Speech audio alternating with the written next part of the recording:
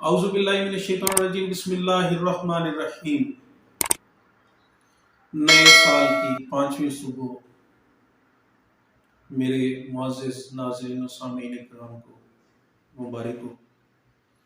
امید کرتا ہوں کہ ہر دن آپ کے لیے خوشیوں والا اور باعث مسرت والا بنے۔ میں ہوں آپ کا اپنا عبداللہ قرائی۔ آج جو میں آپ لوگوں کے لیے ٹاپک لایا ہوں وہ ایک استاد کے اوپر ہے، ایک ٹیچر کے اوپر ہے، اور امید کرتا ہوں کہ جیسے آپ لوگوں کو پہلے میرے ٹاپک پسند آئے ہیں یہ بھی پسند آئے گے۔ برائے مہربانی میرے چینل کو سبسکرائب کرنا، لائک کرنا مت بھولیے گا۔ سبسکرائب اور لائک کرتے رہیں اور گھنٹی والا بٹن بھی دباتے رہیں تاکہ میں آپ لوگوں کے لیے مزید اچھی اور بہترین ویڈیو لاتا رہوں۔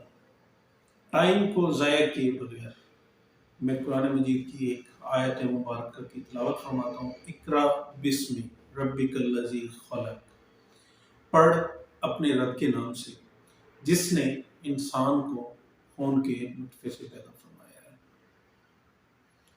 یہ وہ آیت مبارکہ ہے قرآن مجید کی جو حضور نبی اکرم صلی اللہ علیہ وآلہ وسلم پر نازل فرمائی گئی تھی۔ حضرت جبریل علیہ السلام یہ آیت مبارکہ لے کر آئے تھے۔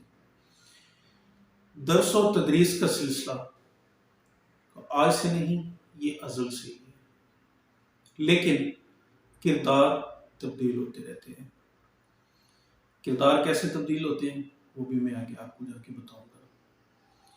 ماں کی جو گود ہے وہ انسان کی پہلی درسگاہ ہے، جو بھی کہا جاتا ہے۔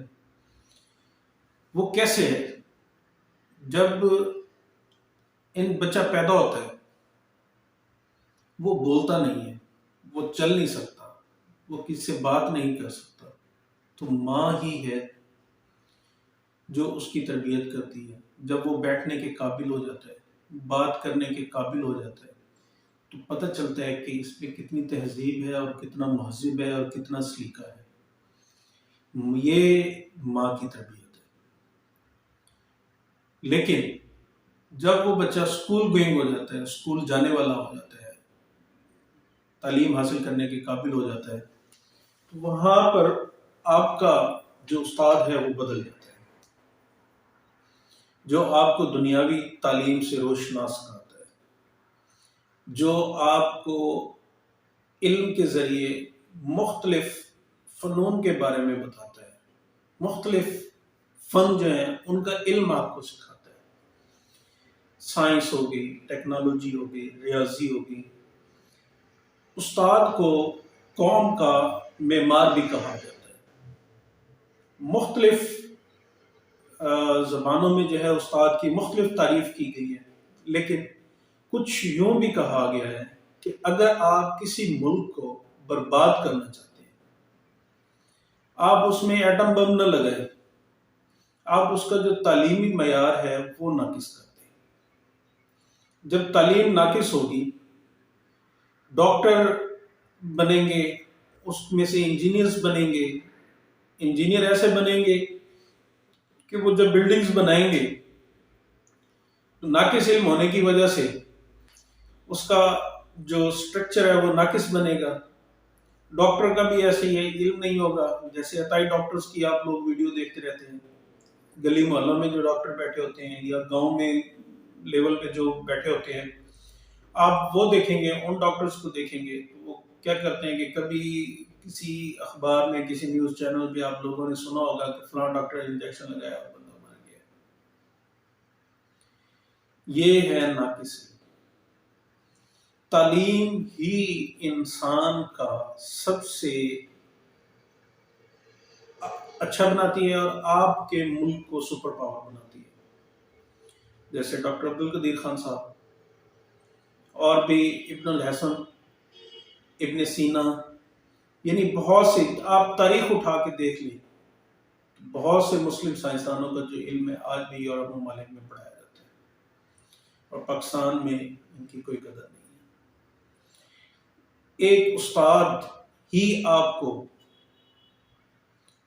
ایک ڈی پی او بناتا ہے، آپ کو ڈی سی او بھی بنائے گا، کمشنر، وزیر اعلیٰ، وزیر اعظم، یہ ایک استاد ہی ہے جو آپ کے کردار کی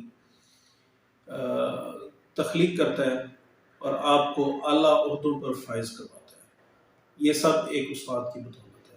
اگر یہ استاد نہ ہو تو معاشرے میں آپ کے پاس تعلیم نہیں ہوگی، معاشرے میں آپ اپنے آپ کو سروائیو نہیں کر سکیں گے، معاشرے میں آپ کا گزر و بسر بہت مشکل ہو جائے گا۔ حضور نبی اکرم صلی اللہ علیہ وآلہ وسلم نے جب نبوت کے بعد تبلیغ کا کام شروع کیا، لوگوں کو بتانا شروع کر دیا، تو آپ صلی اللہ علیہ وسلم نے فرمایا کہ آنا بوس معلم ہوں، مجھے معلم بنا کر بھیجا گیا ہے، معلم یعنی پڑھانے والا بنا کر بھیجا گیا ہے، میں آپ لوگوں کو دین اسلام کے بارے میں بتاؤں گا، آپ لوگوں نے کیسے زندگی گزارنی ہے، یہ سارے میرے حضور نے ہمیں طریقے سکھائے ہیں، اور ان طریقوں پر ہم عمل کر کے اگر زندگی گزاریں تو ہم کامیاب ہوں گے۔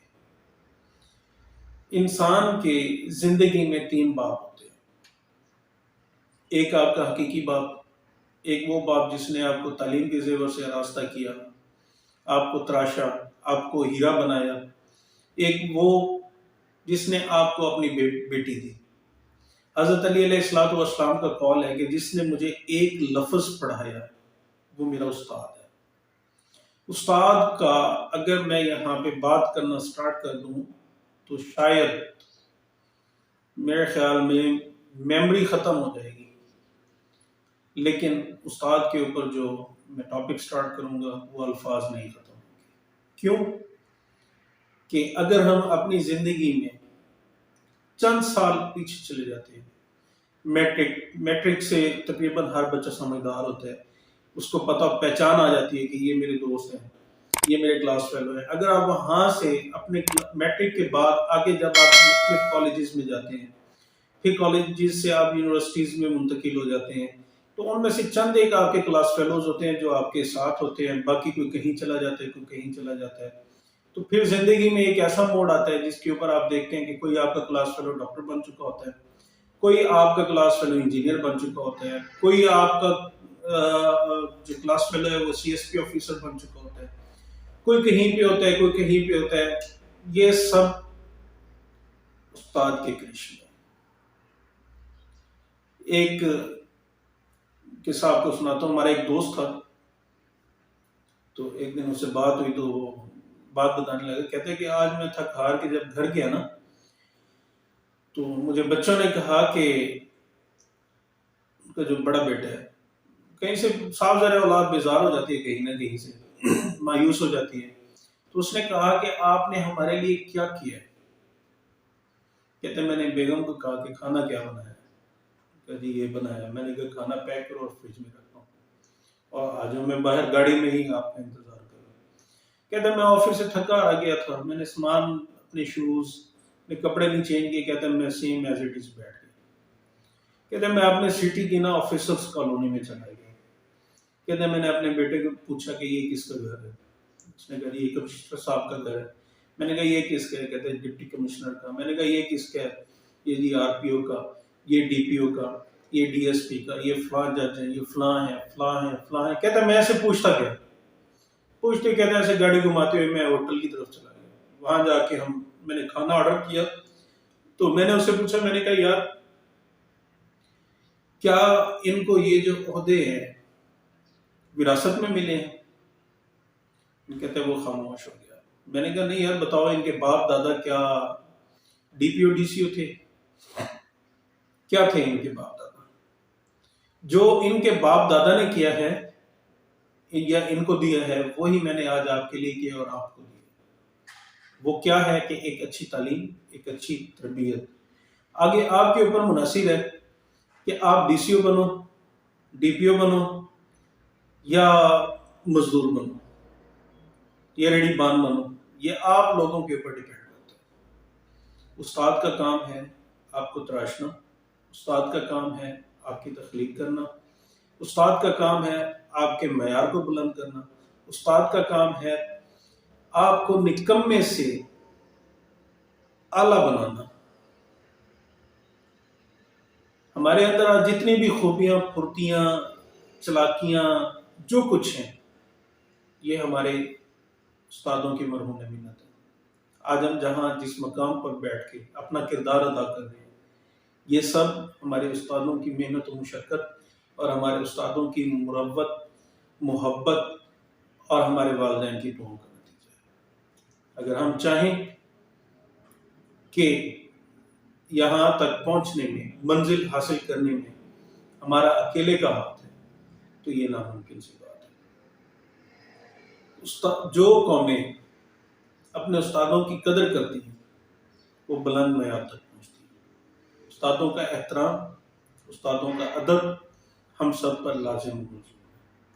لہٰذا آپ اپنے اساتذہ کرام کی عزت کیا کریں، جہاں ملیں، جہاں دیکھیں، سب سے پہلے ان کے پاس پہنچ جائیں کریں، ان کے گھٹنوں پہ ہاتھ رکھیں۔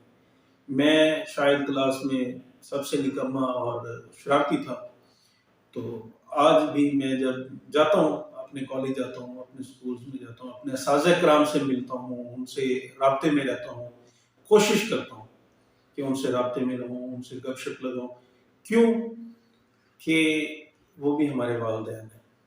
جیسے ہمارے والدین نے ہماری تربیت کی ہے، اسی طرح ہمارے اساتذہ کرام نے ہمیں تعلیم کی زیور سے آراستہ کی ہے۔ بے شک انہوں نے ہمیں اعلیٰ مقام تک پہنچانے میں کوئی کسر نہیں چھوڑی۔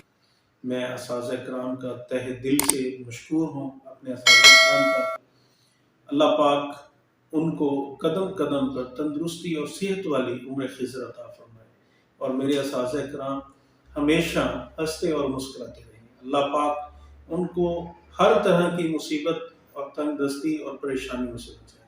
اللہ پاک ان پر رحم فرمائے اور ان کی زندگی مشکلات سے آسانیوں میں بدل دے۔ آمین ثم آمین۔ اسی ویڈیو کے ساتھ میں آپ لوگوں سے چاہوں گا اجازت۔